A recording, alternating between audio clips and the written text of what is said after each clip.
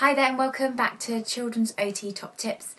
My name's Anna and I'm a Paediatric Occupational Therapist, and today's video we're going to be looking at using cutlery and how to teach a child that is struggling how to use their cutlery.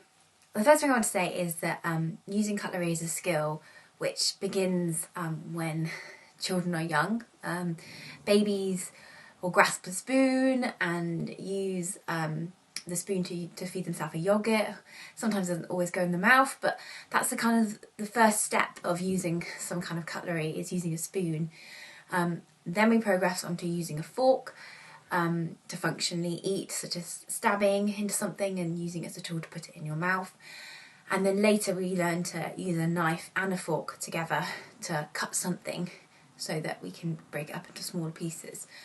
The skill of using a knife typically happens around 5, but you don't really learn how to use a knife and fork properly, at least not politely, until you're about 7.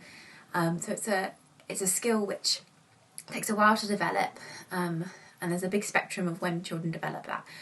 But if a child is really struggling, there's a few things you can do to kind of help practice. The first thing I wanted to say is I always say to children when they're using their cutlery, remember to use your Peter pointers. So your index fingers are really helpful when we're using our cutlery because they're the ones that give us force when we're using the action. So I'll just demonstrate on a pair of normal cutlery.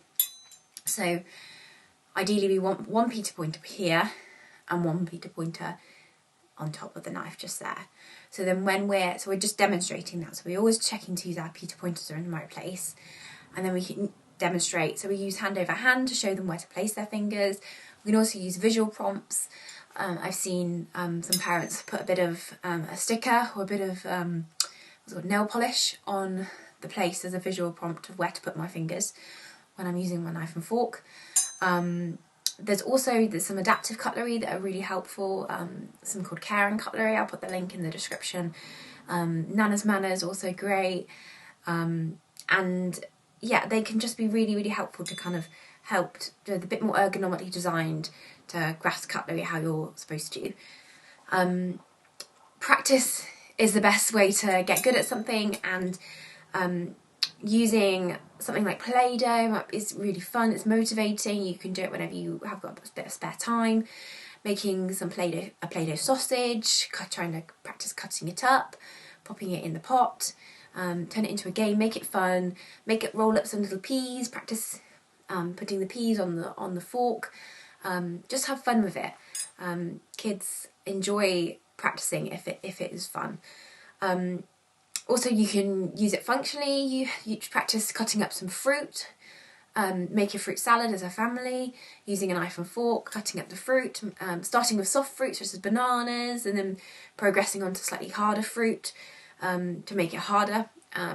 And yeah, I think sometimes when you're using your knife and your fork, one of the problems is the plate is often moving, and that can be quite hard when you're trying to put force to cut something.